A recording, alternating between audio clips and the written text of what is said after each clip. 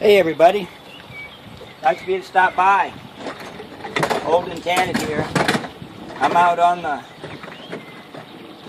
back veranda, and this is a newly constructed, or in construction, calling it the zombie corral. I have 1, 2, 3, 4, 5 sections of this, 6 by 6.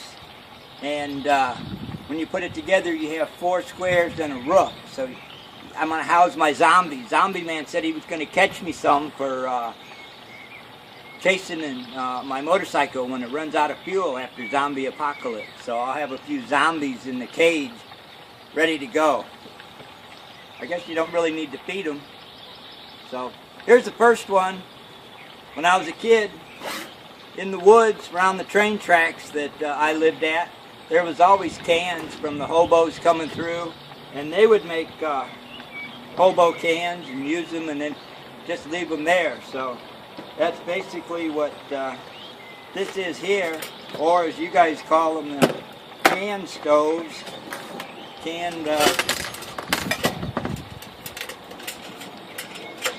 This is a remade one. This isn't one from my childhood. That one's long gone. Yeah. So,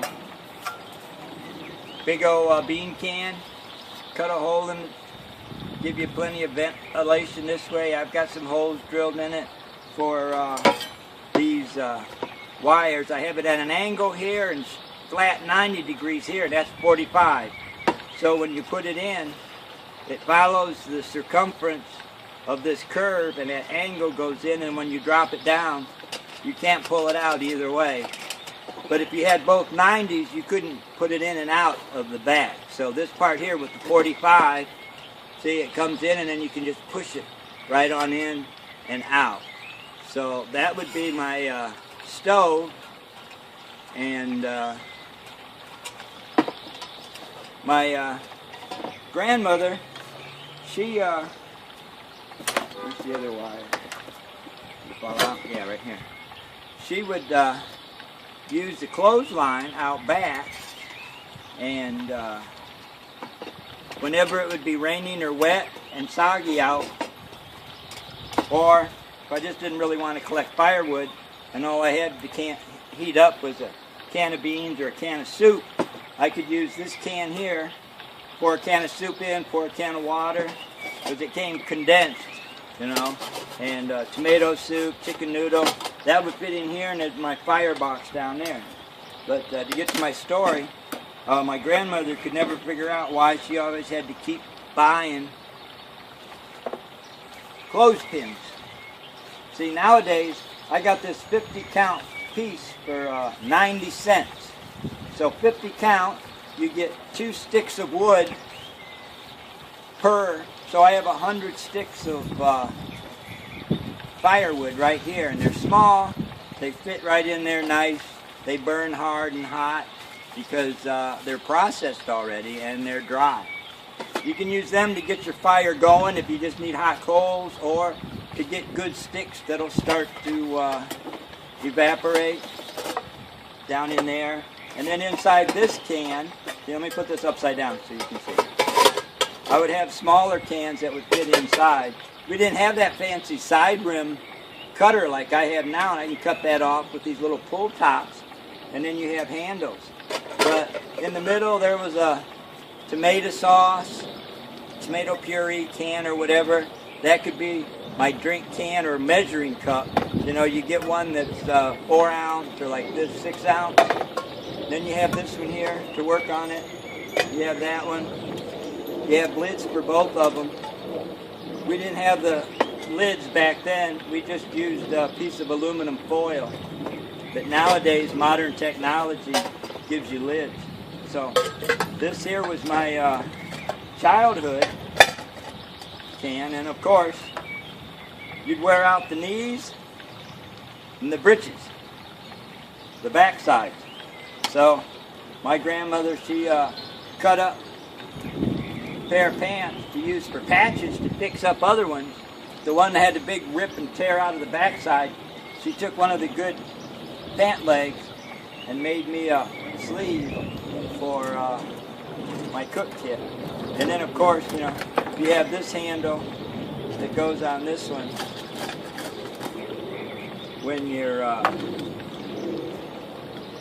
just boiling water, you know, for coffee or hot cocoa or something like that, and it fits right in there. So the two little, put them in there too. I put them backwards, didn't I?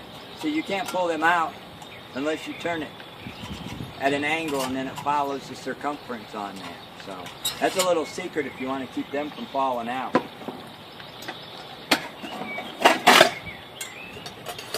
So that's a childhood cook kit. And then, hey, you guys remember this stuff? Well, these were modern back when I was a kid. So yeah, they were fancy back then. Now they're just has-beens. All right, so I'll sit that over there. All right. Yeah. And then, of course, everybody remembers the Scouts. Went into the Scouts. You have this kit along with the little flat, skinny pancake canteen, right? This one here is not the one that I had as a child. This is a facsimile that I picked up at a yard sale for a quarter, 50 cents or something like that. And I just figured I'd have it for sentimental reasons. I have it up on display, you know. So this was when I was, this would be in the late 60s and early 70s. And then mid 70s, I raised my hand up and said, yes sir, I do. And went in the military. So of course, we popped up with these nice little things. Well, we had the canteens, and we had the other kind of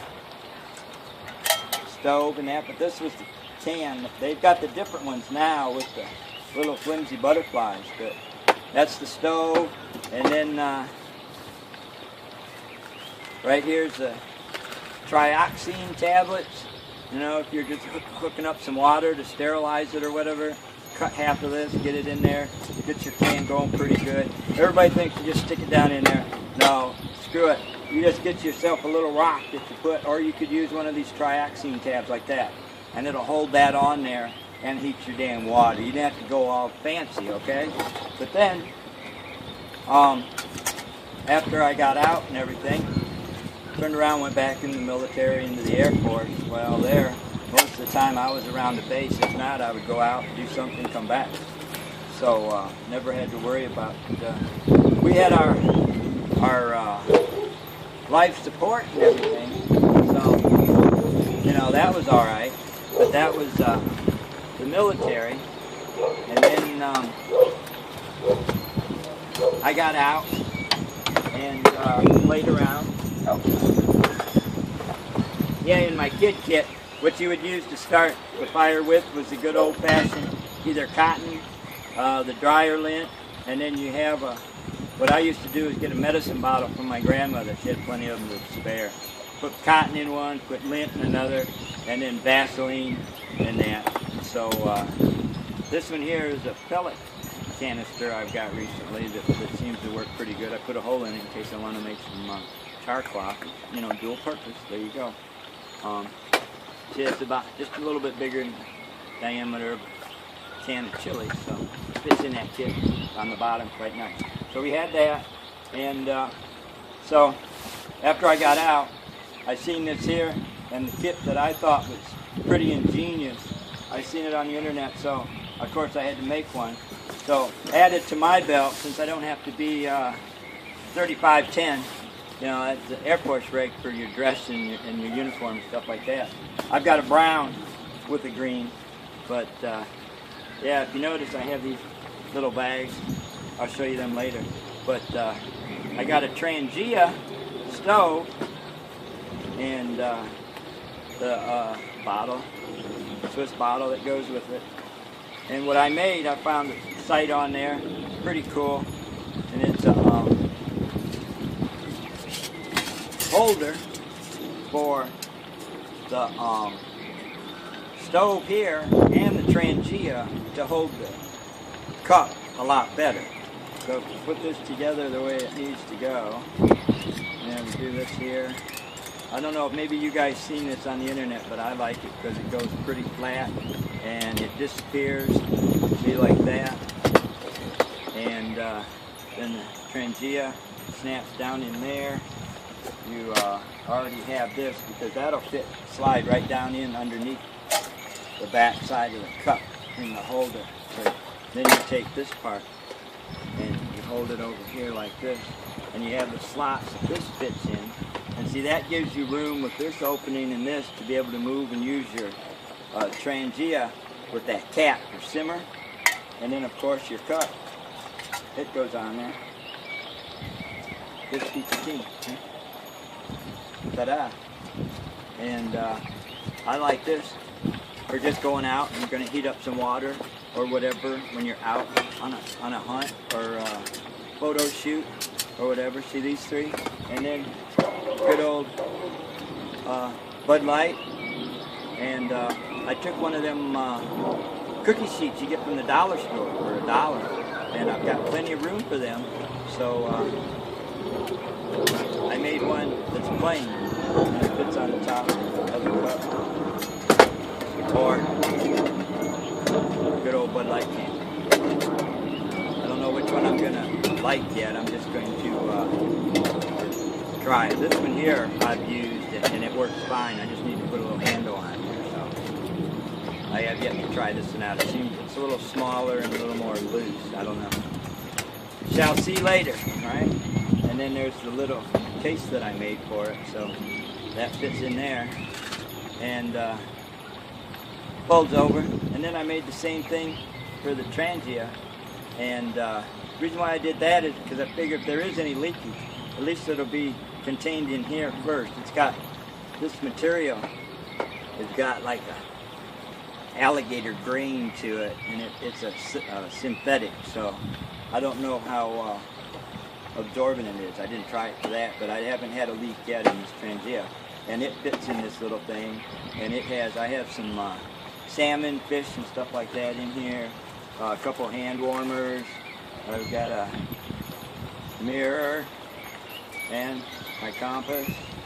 And right here I've got one of them casualty blankets, the lightweight one, because I'm here in the desert, you know. You just need more for shade. And then at night if you're stuck out, I got all kinds of these little fat wood sticks that I make, and I put these cords on them with a nice little ball. And oil. So that's all that is carried in there. This is a private little pack I keep. It's got, I could probably live 2 days on this right here and boiling water, because I have 2 hot chocolates, I have 2 oatmeals, I have 2 or 3 coffee packets, I have a couple of tea, I've got honey, I've got salt packets, and all right here in this one. I have one here and I have one in the other bag. I can show you in that one what's in there when I get to it. And see all that. And this here. I've never had one of these leak. As long as you get the one with the 3 crowns on it, that's the actual Swiss Spirit thing. It has the proper sealing cap that won't fail you. See the indent on there, and it seals right around there. So I've never had a problem with it. So, you know, that just goes down in there, and that, and then the canteen and all that stuff goes back together here. Okay, so now get to a bit of a civilian. Well, this part here, if I want to have somebody else with me, then I will kind of throw this in there, because this gives you an extra little thing to go. It doesn't make noise, it's not that much weight. It's stainless steel. I have a lid, I have a plate, pretty much bowl, plate. I have a stainless steel bowl, looks like the dog dish but small. And then this here, the lid fits on here, and it covers that too if you want to keep something warm. So this is a nice little extra kit that I have, and this is just one of them neoprene bags, I think, for like a little nook or something. And it fits in there pretty good, as you see. Makes no noise. If you wanted to, you can even take these two loops, loop them together, and just have it on the side of your pass. You probably wouldn't even know it was there. Okay, and that's your added little kit. You could probably take that and just one of these alcohol cans, and that would fit right in here as well, and tie it together. There you go. You have a stove, you have a cook pot, you have a lid, you have another little bowl inside there, and then you have a plate. So there's a nice little cook set right there. I'll take that extra when I have that. And then, so now civilian, I kept with the same pant leg because, you know, why reinvent the leg, right? Okay, so here's my container of sustenance right there. And then, like I told you, dude, I got the same thing. I got the Stanley cook pot. I have the bigger because it'll last me a lot longer. And then inside, the only thing different that you didn't show is that, see, I'd throw in an extra little tuna can with a lid.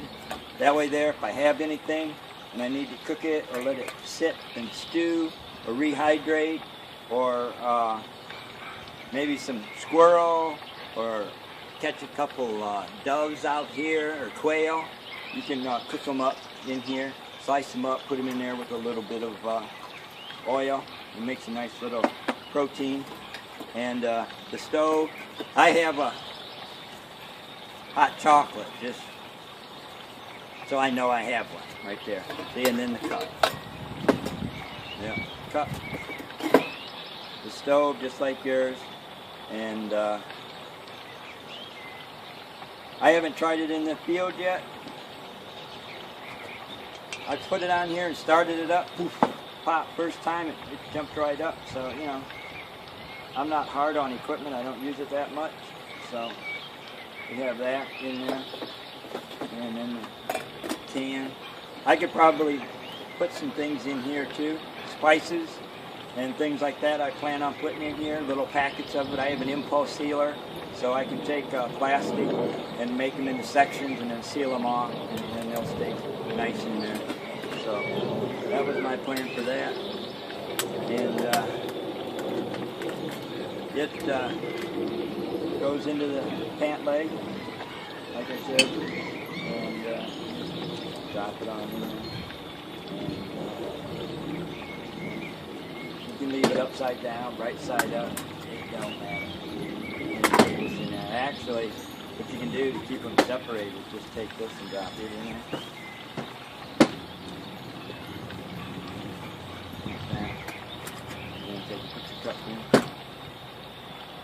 That heavy duty nylon cord right here. Tie me a little bow because I can. And there's my cook set. If I take anybody with me, I just grab this bag because if I family, I had 3 kids. Now I have 3 grandkids. So you get one meal going, pop it in a pan. I have a cozy. I have what I use as a frying pan is this right here. It's rounded so you can move stuff around. It's easy how you can flip stuff if it's a rounded bottom like that. And it's wide on both sides so you can get rocks that fit right in there pretty good, or logs. So that works all right. Plus, good little buffing and scrubbing, and as long as you use hardwood, you don't get too much crap on you. And it doesn't really stick much on the inside either. And then I have the good old, what they used to use is a dog dish. I use this a lot. This here is a little apparatus I picked up at the Goodwill, doing my part and spreading the wealth. And I bought this for 50 cents or $1. It has holes in it. It fits inside there. I can boil water in this. Put that in there. I have this glass. Well, this is heavy, so if I'm going somewhere with somebody, you know it's probably in a vehicle. So I have this glass lid, fits right there on there, and I can steam fish, vegetables, you know, potatoes. You can cook them pretty good in there, and then keep your water when you need water, you know, pour it out, pour it in there, keep more water going. You can cook and steam stuff in here. And then what fits inside there is this resealable lid. So anything that you're going to need to season or you want to carry with you to prepare, you can put it inside this bowl. It sits in there. That bowl is what you do to get the stuff going if you're going to need another hydration, and you have that right there. So that's how that works. And put the bowl back in there. Cozy. This, right? Okay. This goes in here. That goes on top of there. I made this stuff sack. I made a square bottom, thinking, but I need to make a rectangle bottom to fit this so that it sits down flat. But as it is now, it fits in there. And then I just put the cozy in, and there you go. Okay, that's my civilian kit with food, remember. And here's a little quick kit with the can stove and the cook set right there. My military kit, the scout kit, and my bone kit as a kid, which I thought back then was pretty much all you really needed, and lived to tell about it, so you know it didn't kill me. All right. Okay, so there is mine. Now, I would just like to ask Bob or anybody that wants to accept. Well, see, this is the knife I mostly carry on my side. So, what I've got on there, I made me a little lanyard, so you know you put your hand in it, and then you can hold your knife properly so that if you do thrust and cut, you don't lose your grip, and you also have the weapon. I believe I've showed it before. I made this.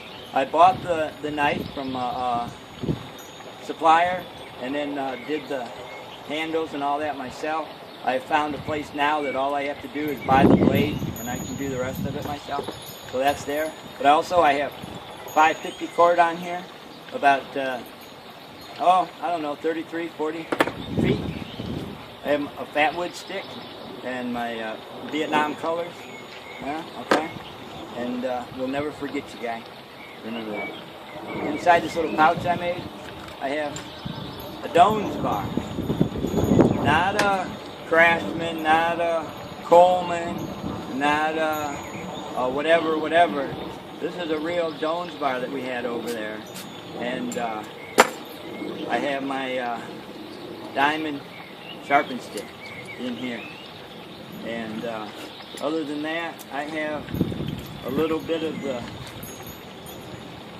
rubber Ranger bands, if you want to call them that, inner tube, so you can get a fire going pretty good. You start burning that. I always carry another secondary fire source anyway, lighter or whatever, so I've always got that. But with the fat wood in there and that magnesium, you're good to go. The other one that I would have with me is a Mora. I haven't done anything to it. It just seems to be fine. I just got to keep it from rusting because it's dark. And some of the high humidity out here sometimes gets up into the teens and 20s. We've had it into the 30s here in the wintertime. Most of the time it's in the single digits. I have another Dones bar here, and put another little trinket on there. Got rid of that damn little short ass chain. Got this one here, and you just pull it and tighten it right up and slide it in there. Yeah. And on this one though, I also have a multi-tool. But this isn't a regular, this is one of them cheapo kinds from Lowe's or whatever you get in the kit. So it's got a little serrated saw, sharpener, knife, and pliers and all that. So that's just on there.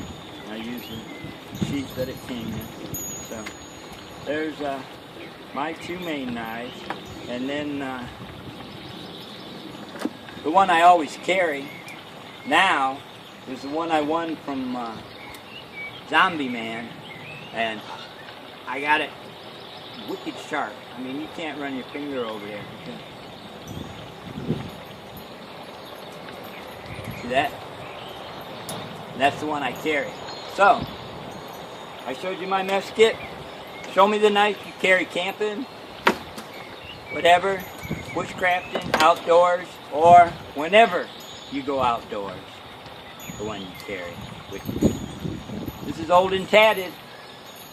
Thanks for watching, and hopefully I'll get this here zombie corral done up here in the next week and give you a video on that. I've got another one for a Gold Zero charger that I bought at the Sportsman's place to keep my phone and batteries charged while I'm out camping. I thought maybe you guys might be interested in seeing that. If so, leave a comment.